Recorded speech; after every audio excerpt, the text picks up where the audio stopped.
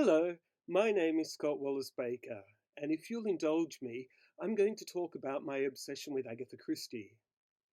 From an early age, I believe around 10, my father encouraged me to watch Witness for the Prosecution on television, the weekend midday movie. From there, I have been addicted. My parents had book club editions of Curtain and Poston of Fate in the bookcase, so one of those was the first of Dame Agatha's books I read. I think it was Poston. In high school, there was a large selection of Agatha's books, many with Tom Adams cover art. They also had his book, the Agatha Christie cover story. Oh, how I wanted my own copy of this book. Due to the time, the early 80s, Tom Adams and Agatha Christie will forever be linked in my mind.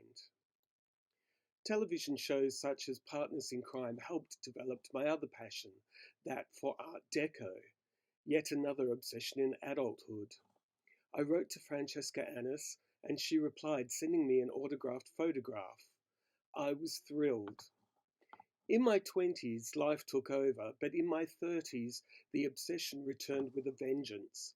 I collected as many of the Tom Adams covers as I could find, and I realized his book didn't have them all.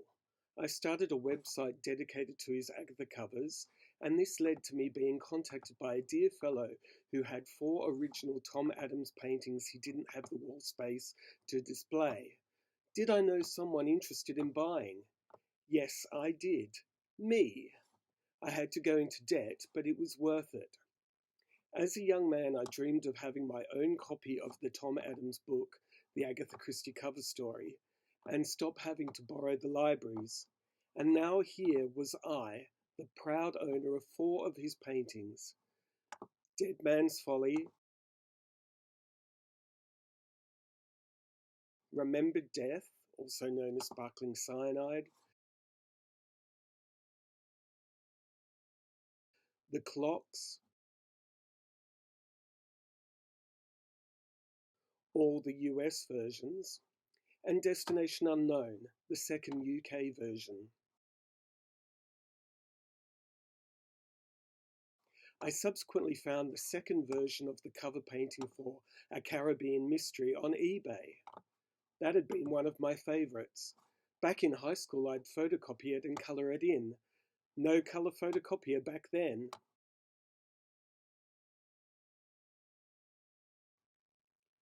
In 2007, I was asked to a wedding in Vancouver, and I decided to go on to England from there. I started to plan my Agatha Christie pilgrimage.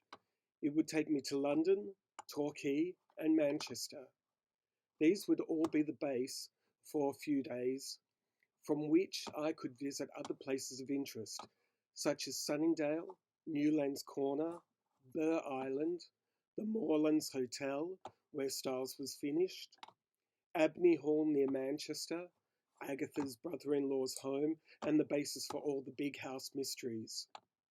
I visited the Old Swan in Harrogate, where she was found after the disappearance. I looked at Winterbrook House, where she passed away in 1976, and placed flowers on her nearby grave. While visiting Paris, I saw the Orient Express would pull in the day I was leaving. I arranged to be on the platform. Such a thrill when they tapped me on the shoulder and told me they were going to give me a tour of the train. It is absolutely spectacularly beautiful. I documented my pilgrimage. It is all up on YouTube. Just search for My Agatha Christie Pilgrimage. Here's just some of the things I've collected. An apparently complete set of Tom Adams paperbacks, 5 Tom Adams paintings, 1 sketch, and 6 signed prints. Agatha's autograph with a letter handwritten by Agatha's secretary, Carlo, in the 1930s.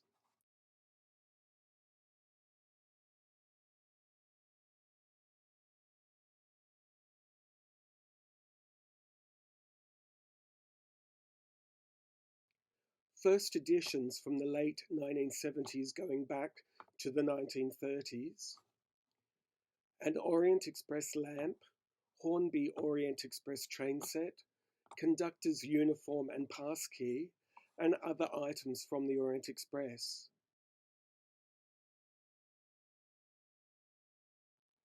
Collection of films, radio plays, graphic novels, film posters, as well as autographs of stars of the films and television programs. Mont Blanc fountain pen. Isn't it beautiful? Replica of the Torquay bust, which, ironically, would make a terrific murder weapon. Autographs of both English and Australian 60th anniversary mousetrap casts. A painting of Agatha by renowned royal family portrait artist Michael Noakes.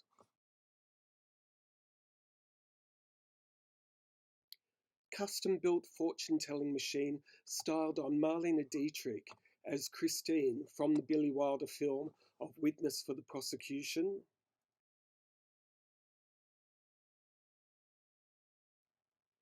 But not just all that. I also collect things that remind me of things in the books, such as the revolving bookcase from Curtin, or the silver table from Roger Ackroyd. My home has become a shrine, and everywhere I turn, there is a reminder of my love for all things Agatha Christie related. I have even acquired a sugar hammer. This, of course, is the murder weapon in Mrs. McGinty's Dead. I have a tribute to every one of the books and volumes of short stories and 3 of the plays, all scattered all over the house. These can be seen on my Instagram devoted to the tributes I've created, instagram.com/Scott Wallace Baker. The story of the sugar hammer was a funny one. On my last international trip, I was determined to find one. I tried first in Dubai's souk, no luck. Then a Persian antique dealer in Venice, no luck there either, though he told me to go to the big antique shop in London. Just ask the fruit seller on the footpath, he'll tell you. Unbelievably, I found it. Gray's Antique Market. I went around asking almost every stall holder. One stall didn't look promising and my friend told me not to bother, but I did. I was so surprised when he reached under his counter and said, "Is this what you're looking for?" I probably paid more than I should, but I wanted it. Our next stop was Paris on the Eurostar. All luggage on the Eurostar is hand luggage. Going there was fine, but coming back, the conveyor belt stopped and I was called over. "What is this? Where did you acquire it? What is it used for?" I told the officials I was an Agatha Christie fan who collects items mentioned in her books. I was about to say, "It was the murder weapon," but I stopped myself just in time. They would have confiscated it and I would have cried. Luckily, they dismissed me. Oh, the joys and woes of being a collector. I think my most precious belonging is a Jardiniere brooch Agatha once owned. Here it is. The lady who auctioned it had bought it at the Greenway auction back in 2006, and subsequently she saw so many photos of Agatha wearing it.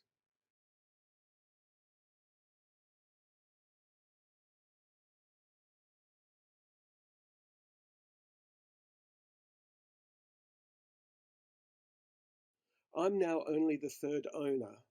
I'd love to know more about it, such as who made it and who gave it to Agatha.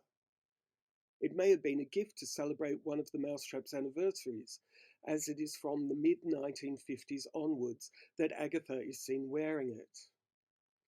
I bought it at auction, and unlike the lady who auctioned it, who paid about £500 for it at the Greenway auction, I paid significantly more, but I'm just thrilled to have it. I have some precious books too.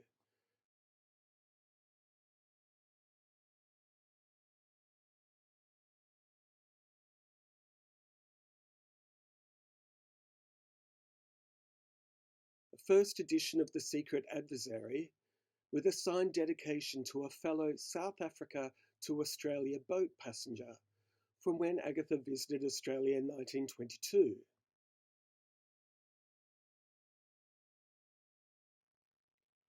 I also have After the Funeral, with a signed dedication to friend and secretary Charlotte Carlo Fisher.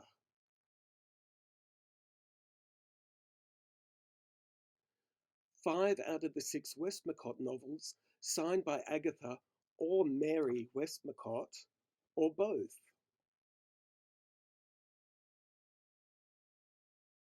Star Over Bethlehem, signed in full as Agatha Christie Mallowan.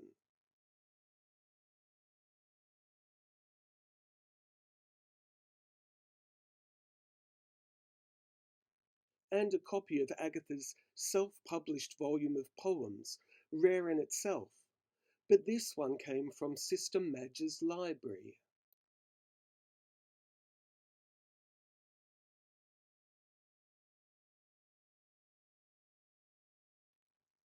I'm also the proud owner of the red beaded gown worn by Diana Rigg in Evil Under the Sun, designed by Oscar winner Anthony Powell. I've had it restored as some beads were missing and the weight of the beads had caused the straps to fray. It's now on display on a mannequin in my home. I was interviewed by the Herald Sun newspaper as publicity for the very first professional Australian production of The Mousetrap back in 2012. They sent a photographer to photograph me and my Italian greyhound Tuppence. I was given tickets to opening night and the after party where I met all the cast. 2012 was also my first time at the Agatha Christie Festival, where I was thrilled to meet John Curran, Matthew Pritchard, and Tom Adams in person. I've since been 3 more times. Since then, I've appeared in 2 Agatha Christie plays, as Paravicini in The Mousetrap, and as General Mackenzie in And Then There Were None.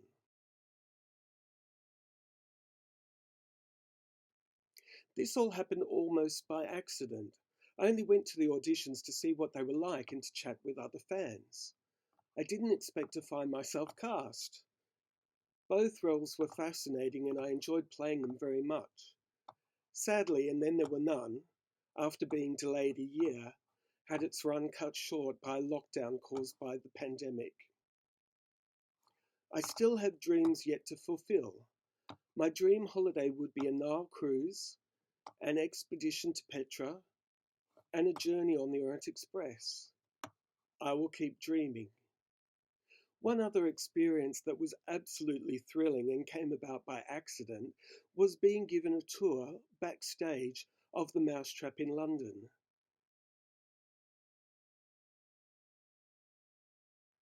As I say, this happened by accident. I was showing my friend the monument to Agatha Christie in the West End, and a blonde lady jumped out and said, "You're the biggest Agatha Christie fan."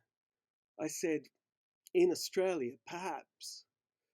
But it turned out that she was the leading lady playing Molly in The Mousetrap in the West End at the time, and we'd had a long conversation via Twitter about how I actually suspected someone else had been the murderer, but Agatha changed it. So she said, "Go and buy the cheapest tickets, don't worry, we'll upgrade you to the box and we'll give you a backstage tour." And that was absolutely thrilling. And I can only imagine what other exciting things are yet to come. Thank you for watching. I'm very humbled and honoured to be the special international guest at this year's Agatha Christie Festival, and only wish I could be there in person. Thank you.